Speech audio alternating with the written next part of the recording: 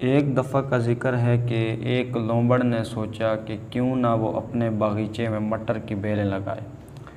یہ سوچ کر اس نے جلدی سے بیلچہ اٹھایا اور اپنے باغیچے کے ایک حصے کی کھدائی شروع کر دی۔ کھدائی مکمل کرنے کے بعد وہ مٹر کے بیج خرید کر لایا اور سخت دھوپ میں کھڑے ہو کر بڑی محنت سے اس نے ایک ایک بیج بویا۔ شام کو ساری کیاری میں پانی دیا اور بڑی بے چینی سے ان بیجوں کے پھوٹنے کا انتظار کرنے لگا۔ جلد ہی بیجوں میں سے پودے پھوٹ آئے، پھر وہ بیلوں میں تبدیل ہو گئے۔ مٹر کی بیلیں تمام باغیچے میں پھیل گئی۔ پھر کچھ عرصے میں ان میں مٹر کی پھلیاں لگ گئی۔ خوب ہری بھری تر و تازہ موٹے موٹے دانوں سے بھری پھلیاں دیکھ کر لومڑ کے منہ میں پانی بھر آیا۔ اس نے سوچا صبح اٹھ کر انہی پھلیوں کا ناشتہ کروں گا۔ اگلی صبح جب لومڑ منہ دھو کر اپنے باغیچے میں پہنچا تو کیا دیکھتا ہے کہ اس کی پیاری پیاری مٹر کی پھلیوں کا تو صفایا ہو چکا ہے۔ کوئی پہلے سے ہی آ کر اس کی تمام پھلیاں کھا چکا ہے۔ لومڑ تو غصے سے پاگل ہو گیا۔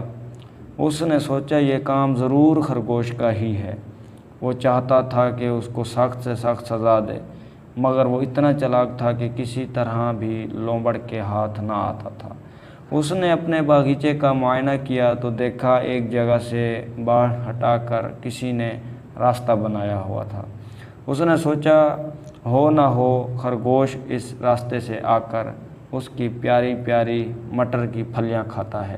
پھر اسے ایک ترکیب سوجھی۔ اس نے سوچا کیوں نہ اس راستے پر پھندا لگا دیا جائے، پھر جو بھی یہاں چوری کی نیت سے آئے گا پکڑا جائے گا۔ اس کے باغیچے میں ایک پتلے لمبے لچکدار تنے والا درخت بھی تھا، لہٰذا لومڑ نے ایک رسی لی اور درخت کے پتلے لمبے تنے کو نیچے کھینچ کر اس کے اوپر رسی کو باندھ دیا تو وہ کمان کی طرح گول ہو گیا۔